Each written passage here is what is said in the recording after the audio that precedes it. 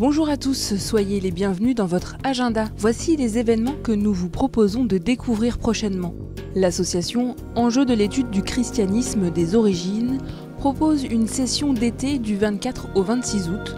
3 jours de témoignages, d'enseignements avec pour thème Christianisme et mémoire des martyrs. Pourquoi ? Christianicide et sens de l'histoire. En ce centenaire de 1915, la convergence des mémoires arméniennes, assyro-chaldéennes, syriaques et grecques montre que le génocide qui a eu lieu à ce moment-là fut un et non l'addition des génocides.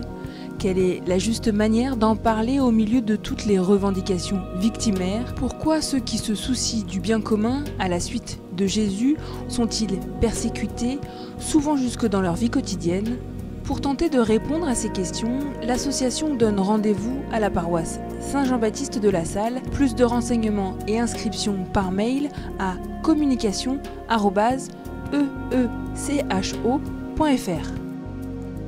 À l'occasion du bicentenaire du sacerdoce du Saint-Curé d'Ars, 140 professionnels et amateurs unissent leurs talents pour réaliser un grand spectacle vivant, Ars, de l'ombre à la lumière, un curé pour l'éternité.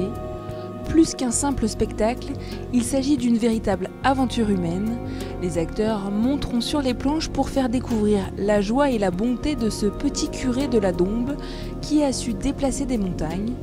Ils feront revivre la métamorphose de ce village sous l'impulsion de Jean-Marie Vianney au cœur d'une France exsangue, tout juste sortie de la Révolution. Une production de l'association Une Histoire d'Ars avec une mise en scène de Marie-Cécile Demanoir. Rendez-vous du 24 au 29 août à l'église Notre-Dame de la Miséricorde à Ars-sur-Formant. Réservation et renseignements sur www.arsdelombre-à-la-lumière.fr. Le vendredi 21 août et le samedi 22 août aura lieu le grand pèlerinage international du sanctuaire de Beaurain en Belgique.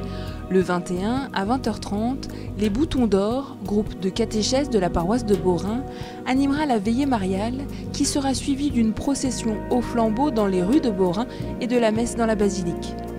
Le 22 à 11h, les premiers amis de Notre-Dame de Beaurain feront leur engagement à l'issue de la messe solennelle, une initiative lancée par le sanctuaire ce jour-là. Les amis de Beaurain veulent vivre au plus près du message de la Vierge au cœur d'or. Ils cherchent pour cela à vivre 5 essentiels: la prière, le service, l'annonce, la fraternité et la formation. Pour devenir amis de Notre-Dame de Beaurain ou pour tout renseignement, adressez un mail à ndbaurain@gmail.com. Au fil des ans, fêter le 15 août au sanctuaire de l'île Bouchard est devenu un rendez-vous important pour les familles en vacances dans la région ou sur les routes de leurs vacances. Cette année sera l'occasion de clôturer la grande neuvaine de prière pour la France. Dans un sanctuaire dédié à la prière pour la France et pour la famille, Monseigneur Jacques Perrier, évêque de Tarbes et Lourdes, présidera la journée et proposera aux couples de replonger dans la grâce de leur sacrement de mariage. Les familles pourront se confier à cette occasion à Notre-Dame de la Prière lors de la procession au flambeau le 14 août à 20h45 ou lors de la messe du 15 août en plein air dans le parc de la maison d'accueil de Marigny, présidée par Monseigneur Perrier. Programme détaillé sur www.ilbouchard.com. Et si vous aussi vous avez des informations à nous communiquer, n'hésitez pas à nous les faire parvenir par courriel sur agenda@ktotv.com ou à l'adresse postale qui s'affiche sur votre écran. Et pour terminer, nous écoutons Ils sont heureux, extrait de l'album Jésus, homme libre.